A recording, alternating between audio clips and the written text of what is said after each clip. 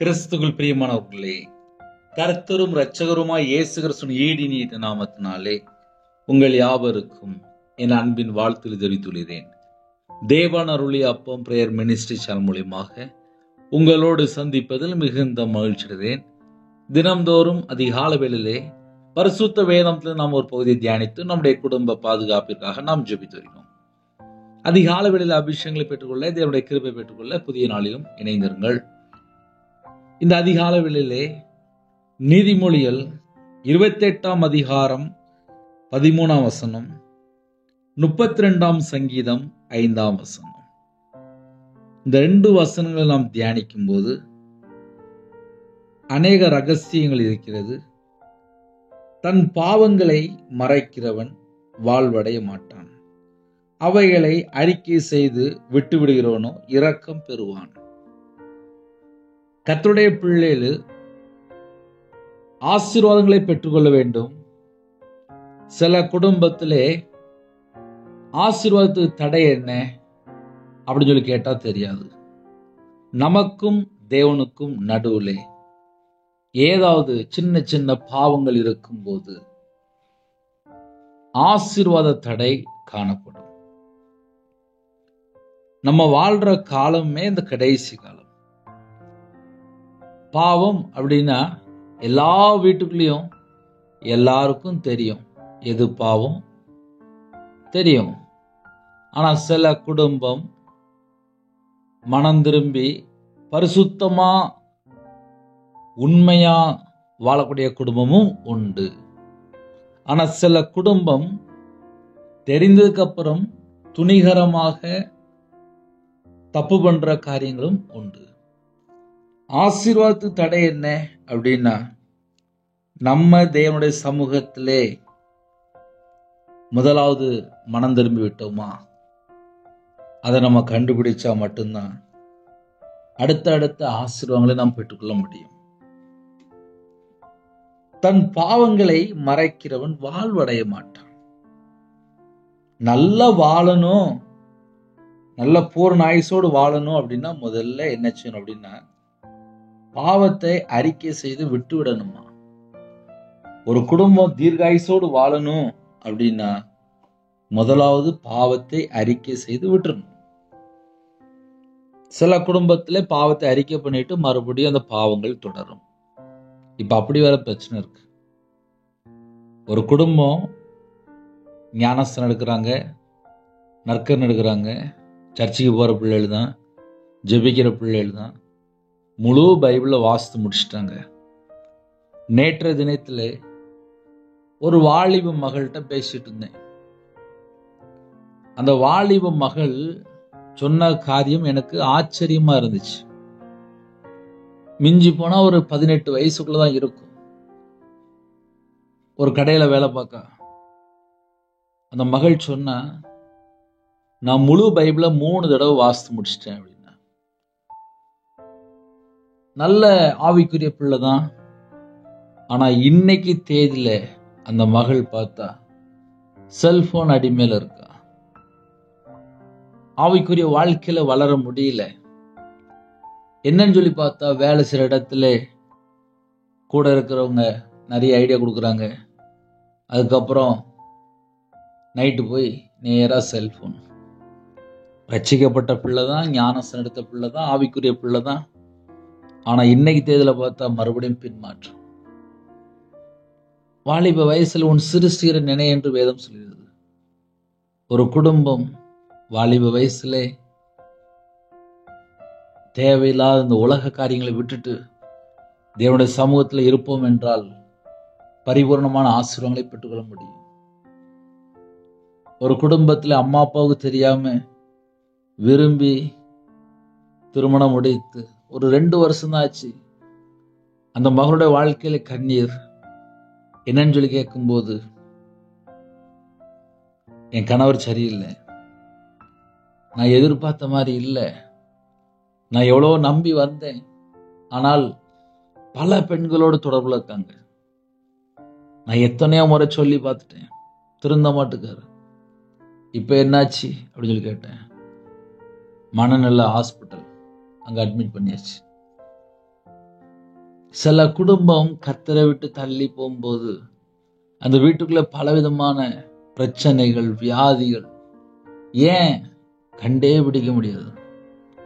சர்ச்சுக்கு போற பிள்ளைகள் தான், கர்த்தருடைய பிள்ளைகள் தான். ஆனா இன்னைக்கு தேதியிலே நம்முடைய வாழ்க்கை எப்படி இருக்கு? தாவீதின் சங்கீதத்திலே நான் என் அக்கிரமத்தை மறைக்காமல் என்று எழுதப்பட்டிருக்கு. நான் என் அக்கிரமத்தை மறைக்காமல். இப்ப என் வாழ்க்கையில நான் சொல்ல முடியும், நான் கையில பைபிள் எடுத்து வாசித்ததுக்கு அப்புறம் நான் எங்கெல்லாம் கர்த்தரை விட்டு தள்ளி போயிருக்கேன். ஒவ்வொரு வசனத்தை வாசிக்கும் போது என் கூட ஆவியானவர் என்னென்ன கருத்துக்கா பேசினாரோ அது எல்லாம் தேவனோட சமூகத்துல அர்ப்பணிக்க ஆரம்பிச்சேன். பாவியா என் மேல கிருபையா இருங்கப்பா.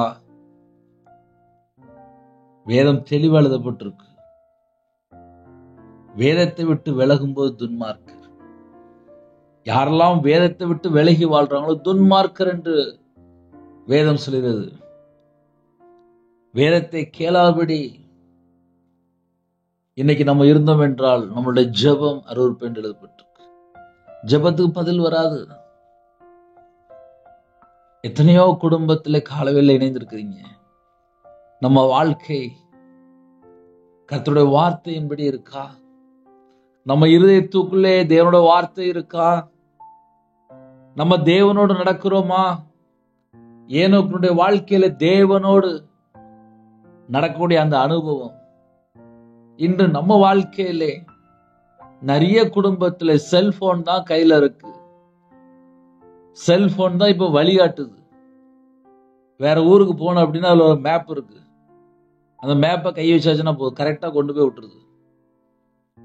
ஒரு காலத்துல ஸ்தோத்திரம் ஸ்தோத்திரம் ஸ்தோத்திரம் ஸ்தோத்திரம் ஸ்தோத்திரம் சொன்ன ஆட்கள் இன்னைக்கு செல்போன்ல மூழ்கி போய் இருக்கிறாங்க. இப்படிப்பட்ட ஒரு காலத்துக்குள்ளதான் நம்ம போயிட்டு இருக்கோம்.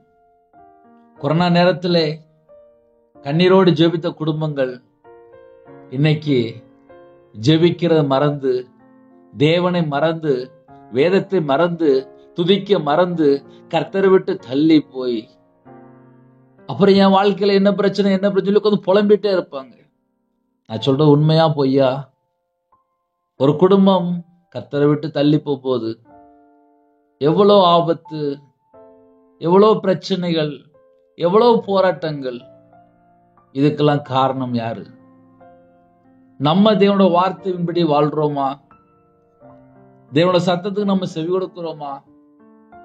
தேவனோட வார்த்தைக்கு நாம் கீழ்ப்படுகிறோமா என்பதை நாம் ஆராய்ந்து பார்த்தால் கண்டிப்பா பரிபூர்ணமான ஆசீர்வாதம் உண்டு.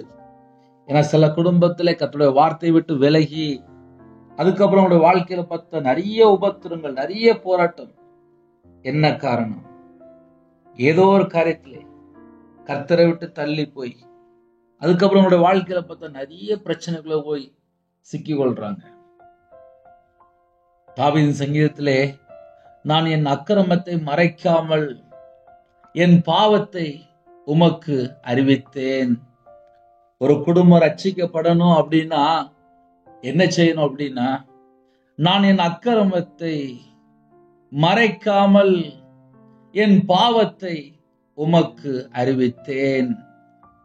என் மீறல்களை கர்த்தருக்கு அறிக்கையிடுவேன். என் மீறல்களை கர்த்தருக்கு அறிக்கையிடுவேன் என்றேன். தேவரீர் என் பாவத்தின் தோஷத்தை மன்னித்தீர். ஒரு குடும்பம் ஆசீர்வாதத்தை பெற்றுக்கொள்ளணும் அப்படின்னா இன்னைக்குள்ள 2 வசனமே முக்கியமான வசனம். தன் பாவங்களை மறைக்கிறவன் வாழ்வடைய மாட்டான். அப்படின்னா என்ன அர்த்தம் அப்படின்னா நல்லா வாழ மாட்டான் அப்படின்னு அர்த்தம். தன் பாவங்களை மறைக்கிறவன். சில குடும்பத்திலே கணவன் மனைவிக்குள்ள எப்ப பிரச்சனை வந்துச்சு அப்படின்னு சொல்லி பார்க்கும்போது ஏதாவது ஒரு காரியத்துல மறைக்கப்பட்டு அது தனியா வச்சிருப்பாங்க. ஒரு ஜெப குறிப்பு வந்துச்சு, என்ன அப்படின்னு சொல்லி கேட்டேன். நான் ஒரு 1.5 பவுன் செயினை தெரிஞ்சவங்கள்ட்ட கொடுத்துட்டேன். இப்ப எனக்கு திருப்பி கிடைக்கல. என் கணவருக்கு தெரிஞ்சா பிரச்சனை ஆகி போயிரும். என்ன செய்யன்னு எனக்கு தெரியல. இப்படி நிறைய குடும்பத்துல நகையை கொடுத்துட்டு புலம்பிட்டு இருக்கிறாங்க. குடும்பத்துக்குள்ள நிம்மதி இல்லை. சில இதுல கணவன் மனைவிக்குள்ள சண்டை வந்துருது. யாரோ ஒரு மூணாவது நபர் ஏதோ ஒரு காரியத்திலே வரக்கூடிய பிரச்சனைகள். ஒரு குடும்பம் கட்டப்பட வேண்டும் என்றால் உண்மை வேணும். தேவனுக்கு முன்பாக நம்ம எப்படி இருக்கிறோம், குடும்பத்துக்குள்ள நம்ம எப்படி இருக்கிறோம், இதெல்லாம் பார்த்துதான் ஆசீர்வதிப்பார். என்னை வேணா சொல்றேன், உங்களுக்கு ரொம்ப பிரயோஜனமா இருக்கும். நான் வியாபாரத்துல இருக்கும்போது மனைவி தெரியாம பல லட்சங்கள் கடன் வாங்கிட்டே இருந்தேன். ஆனா லாஸ்ட் என்னதுமாச்சு? எல்லாம் நஷ்டம். கிட்டத்தட்ட ஒரு 50-55 லட்சம் ரூபாய் நஷ்டப்பட்டு கடன்ல நின்னேன். இதை ஏன் சொல்றேன் அப்படின்னா, குடும்பத்துக்குள்ள உண்மை இல்லை, வாழ்க்கையில உண்மை இல்லை. ஆனா கொஞ்ச நாள் போனதுக்கு அப்புறம் பார்த்தா லட்சக்கணக்கா நஷ்டம், கடன், இதெல்லாம் என் வாழ்க்கையில நான் அனுபவிச்சிருக்கேன். என்னைக்கு நான் மனம் திரும்பி தேவனுடைய சமூகத்துல தாழ்த்தி என் பாவத்தை மன்னிச்சிருங்கப்பா, நான் உங்களை விட்டு நான் தள்ளி போயிட்டேன், என்னை மன்னிங்க, நான் தேவனுடைய சமூகத்துல அர்ப்பணித்து ஜெபிக்க ஆரம்பிச்சேன். ஊழியத்துக்கு வந்ததுக்கு அப்புறம் சரி, 2015 அப்புறம் என்னோட வாழ்க்கையில நிறைய கடன் பிரச்சனை, நிறைய போராட்டம், நிந்தைகள், அவமானங்கள். ஆனா தேவனுடைய சமூகத்துல போய் கண்ணீரோடு ஜெபிக்க ஆரம்பிச்சேன். கையில பைபிள் எடுத்து வாசிக்கும் போது கண்ணீரோடு வேதத்தை தியானிக்க ஆரம்பிச்சேன். ஒரு மனுஷன் ஆசீர்வாதத்தை பெற்றுக்கொள்ளணும் அப்படின்னா முதல்ல என் இதயத்துக்குள்ளே கர்த்தரை விட்டு தள்ளி போற காரியங்கள் என்னெல்லாம் இருக்கு, இதை முதல்ல நான் கண்டுபிடிக்கணும். அதை கண்டுபிடிச்சு தேவனுடைய சமூகத்துல போய், அப்பா என் வாழ்க்கையில் இப்படி ஒரு குறை இருக்குப்பா, என்னை மன்னிச்சிருங்கப்பா, உங்க ரத்தத்தினால கழுவி சுத்திகரிங்க. இயேசு கிறிஸ்து ரத்தம் சகல பாவங்களை நீக்கி நம்மை சுத்திகரிக்கும் என்று வேதம் சொல்கிறது. ஒரு குடும்பம் மனம் திரும்பும் போது எப்படி ஜெபிக்கணும்? உமக்கு பிரியமில்லாத காரியம் என்னோட வாழ்க்கையில இருக்குப்பா, என்னை மன்னிச்சிருங்க, உங்க ரத்தத்தினால கழுவி சுத்திகரிங்க. இயேசு கிறிஸ்து ரத்தம் சகல பாவங்களையும் நீக்கி நம்மை சுத்திகரிக்கும். அப்ப நம்ம வாழ்க்கையில இயேசு கிறிஸ்து ரத்தத்தினால கழுவப்படணும். இயேசு கிறிஸ்து ரத்தத்தினால கழுவப்பட்டு நாம் நீதிமானா மாற்றப்படணும், பரிசுத்தவானா மாற்றப்படணும். ஒரு குடும்பம் ஆசீர்வாதத்தை பெற்றுக்கொள்ளணும் அப்படின்னா கர்த்தரை விட்டு தள்ளி போற காரியங்கள் என்ன இருக்கு, அது நம்ம கொஞ்சம் ஆராய்ந்து பார்த்தால் ஆசீர்வாதம். ஏன் ஆராய்ந்து பார்க்கணும் அப்படின்னா, தன் பாவங்களை மறைக்கிறவன் வாழ்வடைய மாட்டான் என்று எழுதப்பட்டிருக்கு. நல்ல வாழ முடியாதான். ஒரு மனுஷன் பாவத்தை மறைக்கிறான் அப்படின்னா அங்க உள்ள பிசாசு இருக்கிறான்னு அர்த்தம். முதல்ல அதை புரிந்து கொள்ளணும். தன் பாவத்தை மறைக்கிறவன் யாரு மறைப்பா? ஒரு மனுஷனுக்குள்ள சத்துரு இருந்தாதான், பிசாசு இருந்தாதான் மறைக்கும்.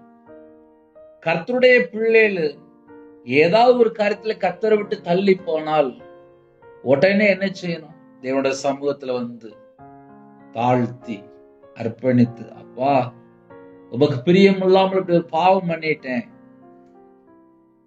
கர்த்தர் பிரியமில்லாத காரியம் பண்ணிட்டேன், என்னை மன்னிச்சிருங்க, என் இதயத்துக்குள்ளே இந்த குற்ற மனசாட்சி எடுத்து போட்டுருங்கப்பா, உங்க ரத்தத்தினால கழுவி நீ சுத்திகரிங்க, புது மகனா மாறணும், புது மகளா நான் மாறணும், எனக்கு புதிய ஆவியை தாங்கப்பா, எனக்கு ஒரு புது இருதயம் தாங்கப்பா, புது ஹார்ட் தாங்கப்பா, நான் உங்க பிள்ளையா வாழணும்ப்பா. நம்ம தேவனுடைய சமூகத்துல வாயை திறந்து நம்ம கேட்கும் போது தேவன் நமக்கு தருவார். நம்ம வாழ்க்கை எல்லா பகுதியிலுமே புதுப்பிக்கணும். அதை நம்ம சிம்பிளா எப்படி சொன்னா புரியும் அப்படின்னா, பலூன் ஊதுவாங்க, நல்ல பெருசாயிரும். ஒரு சின்னோண்டு ஒரு ஓட்டை இருந்தா போதும், அந்த பலூன் உள்ள காத்து ஃபுல்லா வெளியில வந்துடும்.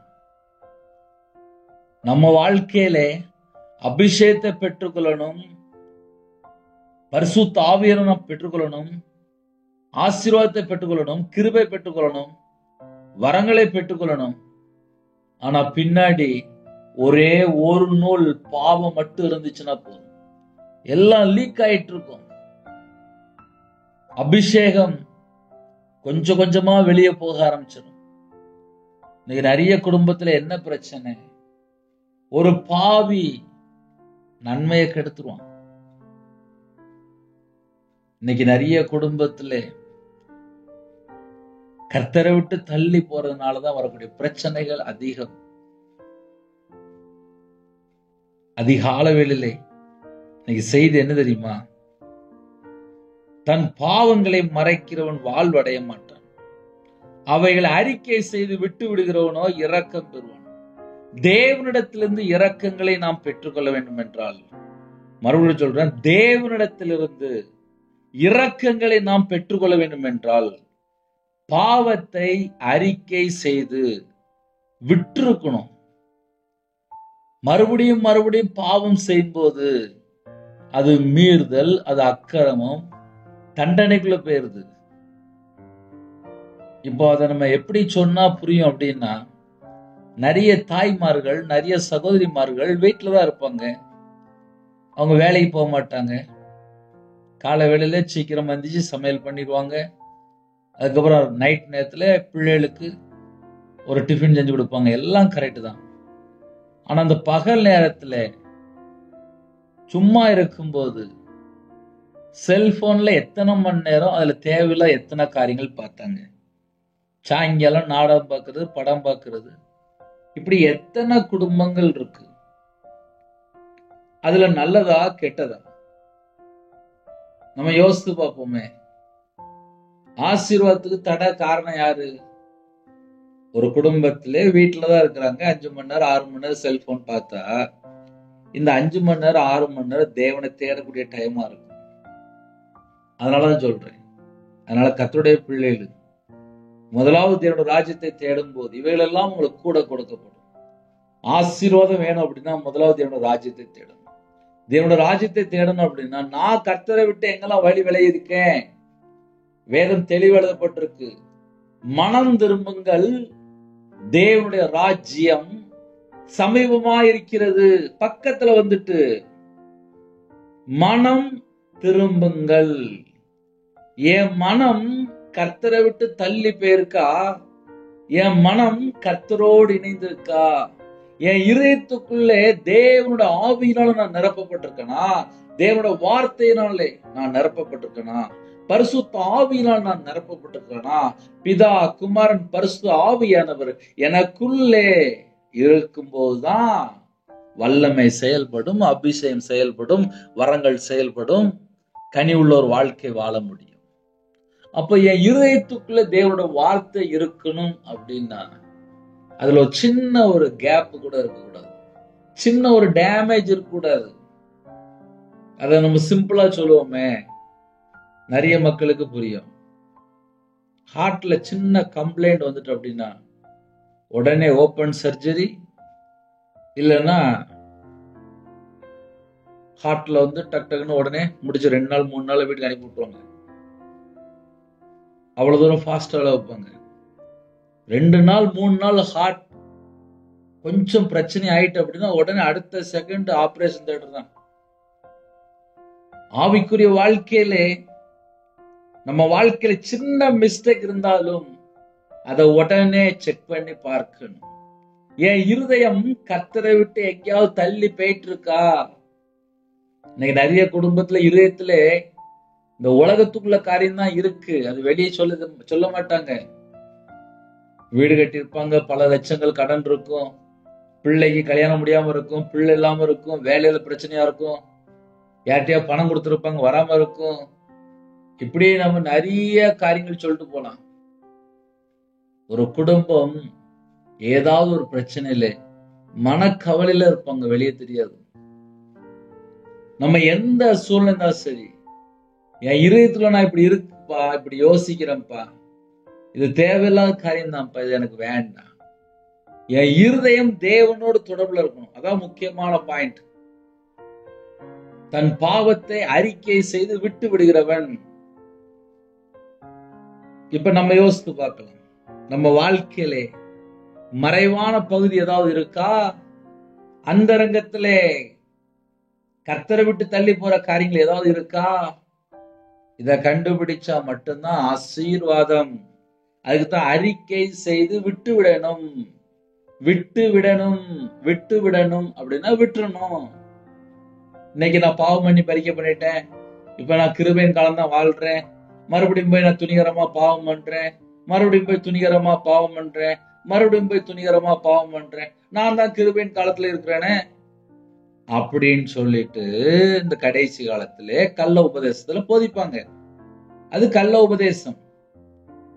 ஒரு பாவி மனம் திரும்பினால் பரலோகத்துல மிகுந்த சந்தோஷம். அப்போ ஒரு குடும்பம் என்ன யோசிக்கணும் அப்படின்னா, நான் மனம் திரும்பி பாவ மன்னிப்பை பெற்றுக்கொண்டு நான் வாழ்றேனா, இன்னும் பாவத்தோட நான் வாழ்றேனா? நான் இன்னும் பாவத்தோட வாழ்ந்தால் ஆசீர்வாதத்து தடையாருன்னா நான் தான். என் வாழ்க்கையில பாவம் இருக்குமானால் ஆசீர்வாதத்து தடையாரு நான் தான். இத நான் ஊழியத்துல வந்ததுக்கு அப்புறம் கையில பைபிள் எடுத்து வாசித்ததுக்கு அப்புறம் நான் கண்டுபிடிச்சேன். ஏன்னா வியாபாரத்துல இருக்கும்போது மாந்திரியத்துக்கு விக்கிரத்துக்கு மனுஷனை நம்பி ஏன்னா கையில பைபிள் எடுத்து வாசிக்கல, பல லட்சங்கள் கொடுத்தாச்சு, கர்த்தரை விட்டு தள்ளி போயாச்சு, எல்லாம் நஷ்டம் நஷ்டம் நஷ்டம் நஷ்டம். கையில பைபிள் எடுத்து வாசித்து பார்த்தேன், எத்தனையோ மிஸ்டேக் இருந்துச்சு. இதெல்லாம் தேவனோட சமூகத்துல போய் தாழ்த்தி அர்ப்பணித்து ஜெபிக்க ஆரம்பிச்சேன். நான் என் அக்கிரமத்தை மறைக்காமல், அக்கிரமத்தை மறைக்கிறவன் வாழ்வடைய மாட்டானா? அதே நேரத்தில் அக்கிரமத்தை மறைக்காமல் என் பாவத்தை உமக்கு அறிவித்தேன் என்று தாவீதின் சங்கீதத்திலே தாவீது ராஜா அழகா சொல்கிறார். என் மீறுதல்களை கர்த்தருக்கு அறிக்கையிடுவேன். உங்க வார்த்தைக்கு நான் கீழ்ப்படியலப்பா, இப்படி நான் மீறி நடந்துட்டேன் அப்படின்னு சொல்லி என் மீறுதல்களை கர்த்தருக்கு அறிக்கையிடுவேன் என்றேன். என் பாவத்தின் தோஷத்தை மன்னித்தீர். இப்ப இந்த கடைசி பாயிண்ட் என்ன தெரியுமா? என் பாவத்தின் தோஷத்தை மன்னித்தீர். எப்போ நான் எப்போ மனம் திரும்பணும்னு சொல்லி நான் நினைச்சேனோ, எப்போ குற்ற மனசாட்சியோடு கர்த்தருக்கு முன்பாக போய் முழங்கால் படிட்டு, அப்பா என் பாவத்தை மன்னிச்சிருங்க, என்னோட அக்கிரமத்தை மன்னிச்சிருங்க, என்னோட மீறுதலை மன்னிச்சிருங்க, எனக்காக தான்ப்பா நீங்க காயப்பட்டீங்க, எனக்காக தான்ப்பா நீங்க நொறுக்கப்பட்டீங்க, என் பாவத்தை எல்லாம் சிலுவையில சுமந்தீங்களே, எனக்காக தானப்பா அப்படின்னு சொல்லி தேவனோட சமூகத்துல ஒரு மனுஷன் தாழ்த்தும் போது தேவனிடத்திலிருந்து இரக்கங்களை பெற்றுக்கொள்கிறான். அப்ப தேவனிடத்திலிருந்து இரக்கங்களை பெற்றுக்கொள்ளணும் அப்படின்னா நான் என்ன செய்யணும்? அழகா எழுதப்பட்டிருக்கு, நான் என் அக்கிரமத்தை மறைக்காமல் மறைக்காமல் மறைக்காமல். இன்னைக்கு ஒரு குடும்பத்துல பிரச்சனை என்ன? பாவத்தை மறைச்சு மறைச்சு மறைச்சு மறைச்சு மறுபடியும் மறுபடியும் மறுபடியும் மறுபடியும் பாவம் பண்ணிக்கிட்டே இருப்பாங்க. பாவத்தை மறைக்கிறதே தப்பு, அத மறுபடியும் பாவத்தை தொடர்ந்து பண்ணிக்கிட்டே இருப்பாங்க. பாவம் பூரணமாகும் போது மரணத்தை பிறப்பிக்கும். பாவத்தின் சம்பளம் மரணம். பாவம் செய்யற ஆத்துமா சாகும். பாவம் செய்கிறவன் பிசாசினால் உண்டாயிருக்கிறான். அதனால ஆசீர்வாதம் வேணும் அப்படின்னா என் இருதயத்துக்குள்ளே கர்த்தரை விட்டு தள்ளி போற எல்லா காரியத்தையும் நான் தேவனோட சமூகத்துல போய் தாழ்த்தணும், தாழ்த்தி அர்ப்பணிக்கணும். இன்னைக்கு கால வேளையில செய்தி அதுதான். ஏன்னா ஆசீர்வாதம் வேணும்னு சொல்லி நிறைய குடும்பத்துல ஆசைப்படுறாங்க. ஆனா என் ஹார்ட்ல சின்ன ஒரு ஓட்டை கூட இருக்கக்கூடாது, சின்ன ஒரு ஹோல் இருந்துச்சுன்னா போதும், அப்புறம் எல்லாமே நஷ்டமாய் போயிடும். அதனால கால வேளையிலே நிதானமா நம்மை நாம் ஆராய்ந்து பார்த்தால் பூரண ஆசீர்வாதத்தை பெற்றுக்கொள்ள முடியும். ஒரு சின்ன ஜெபம் பண்ணி முடிப்போமா? கண்களை மூடி நாம் ஜெபம் செய்வோம். அன்பின் கர்த்தாவே நன்றியோடு துதிக்கிறோம், ஸ்துதிக்கிறோம்ப்பா. கொடுக்கப்பட்ட சத்தியத்துக்காக ஸ்தோத்திரம், இந்த நாளுக்காக ஸ்தோத்திரம். அதிகாலையில் இணைந்திருக்கிற எல்லா குடும்பமும் உம்முடைய ஜீவனுக்குள்ள அர்ப்பணிக்கிறோம், உம்முடைய பாதத்தில் அர்ப்பணிக்கிறோம். கர்த்தர் எங்களோடு இருந்தா மட்டும்தான் ஆசீர்வாதம். கர்த்தர் பிரியமானபடி வாழ்றதுக்கு எங்களுக்கு ஒரு கிருபை தாங்க. புது கிருபையால் நிரப்புங்க, உம்முடைய வல்லமையால் நிரப்புங்க. உம்முடைய பாதப்படியில் நாங்கள் எல்லாரும் வந்து நிற்கிறோம். பிதா குமாரன் பரிசுத்த நாமத்தால் முத்திரை போடுங்க. இணைந்திருக்கிற குடும்பங்கள் கத்தரை விட்டு தள்ளி போன பாவத்தை எல்லாம் மன்னிச்சிருங்க. கல்வாரி அன்பினால் நிரப்புங்க. உங்களுடைய தலைமுறை கரத்தினால தொட்டு சுகமாக்கித்தாங்க. அவங்களுடைய இதயத்துக்குள்ள என்னெல்லாம் காயம் இருக்கோ, வேதனை இருக்கோ எல்லாவற்றையும் நீக்கிருங்க. புது இதயத்தை தாங்கப்பா. புதிய ஆவி கட்டணுங்க. அவங்க இதயத்துக்குள்ள பிதா, குமாரன், பரிசுத்தர் மட்டும்தான் இருக்கணும். யாரெல்லாம் இணைந்திருக்காங்களோ கலாத்தியர் 4:6 படி தேவன் தமது குமாருடைய ஆவியை உங்கள் இருதயங்களை அனுப்பினார் என்று விதப்படி குமாருடைய ஆவியால் நிரப்பி ஆசுறீங்க. கிருபையின் வரலால் நிரப்புங்க, ஞான வரலால் நிரப்புங்க, தீர்க்க தரிசன வரலால் நிரப்புங்கப்பா. பூமியின் மேல் அக்னியை போட வந்தேன், அது இப்பொழுதே பற்றி எறிய வேண்டும் என்று விரும்புகிற சொன்ன வசனப்படி ஒவ்வொரு குடும்பத்தையும் அக்னியால் நிரப்பி ஆசுறீங்க. எல்லா குடும்பமும் இயேசு கிறிஸ்து ரத்தத்தினாலே, இயேசு கிறிஸ்து நாமத்தினால் ஆசிரியப்பட்டும். சிறுபிள்ளை முதல் கொண்டு முதியோர் எல்லா குடும்பத்துக்கு கத்திர ஆசிரியங்க, வேலையடைங்க. யாரெல்லாம் தங்களை தாழ்த்தினாலும் எல்லா குடும்பமும் இயேசு கிறிஸ்து நாமத்தினால் ஆசீர்வதிக்கப்படட்டும். பலநிலை திறந்து, பண்டக சாலை திறந்து, இடங்கொள்ளாமல் போக மட்டும் எல்லா குடும்பத்தையும் ஆசிரியங்க. இணைந்துகிற குடும்பங்கள், அவங்களுடைய வம்சம், அவங்களுடைய தலைமுறை, அவங்களுடைய சந்ததி ஆசீர்வதிக்கப்படணும். பிறந்த நாள், திருமண நாள் கொண்டாடுகிற குடும்பத்தை 1000 தலைமுறைக்கு ஆசீர்வதிங்க. கற்பத்தினிக்க ஜெபின கத்தர் மனமருங்க. உச்சிதமான கோதுமையால் திருப்தியாக நிரப்பி ஆசிரியங்க ராஜா. சில குடும்பத்துல மாசமா இருக்காங்க, அவங்களுடைய இதயத்துக்குள்ள என்னெல்லாம் கவலை, வேதை, துக்கம் என்ன இருக்கோ எல்லாவற்றையும் நீக்கி போட்டுருங்க. தாயும் பிள்ளையுமா ஆசிரியங்கப்பா. தேவையில்லாத கவலை எல்லாவற்றையும் நீக்கிருங்க. எந்த குடும்பத்துல டெலிவரி போடுறாங்களோ கர்த்தர் கூட இருந்து நார்மல் டெலிவரி ஆகிட்டாங்கப்பா. நார்மல் டெலிவரி ஆகிட்டாங்கப்பா. ஒவ்வொரு குடும்பத்தையும் கர்த்தர் சந்திங்க. கர்த்தர் சந்திக்கப்பா. உங்க பாதபில் அர்ப்பணிக்கிறோம்ப்பா. உங்க பாதபில் அர்ப்பணிக்கிறோம்ப்பா. இணைந்திருக்கிற குடும்பத்தை கர்த்தர் ஆசீர்வதிங்க.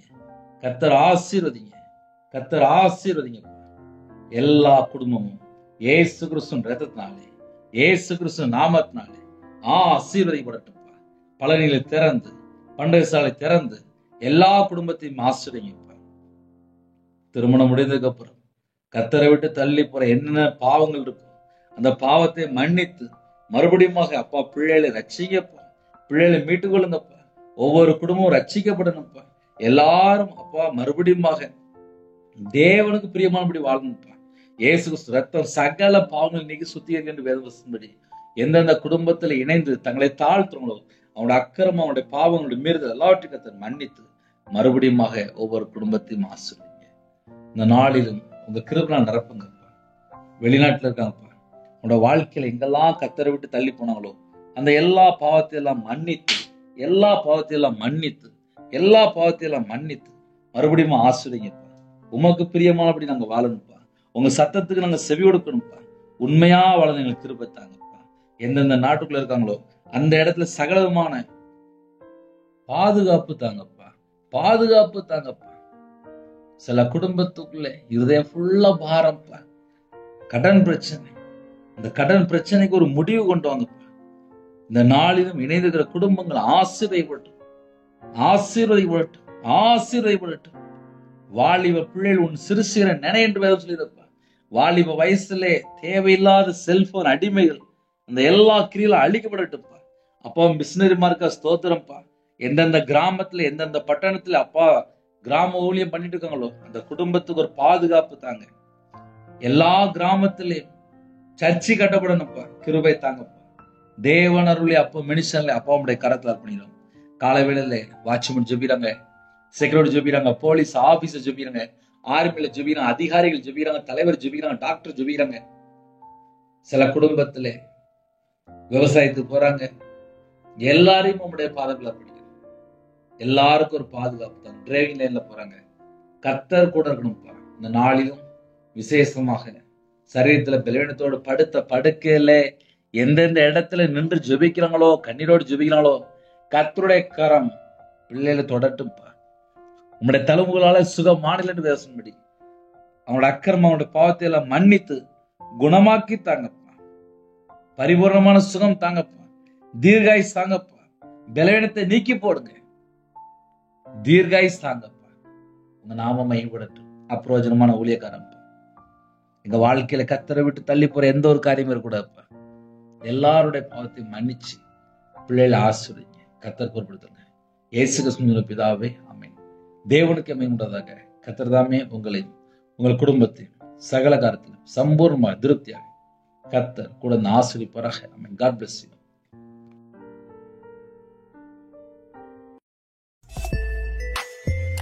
Thanks for watching.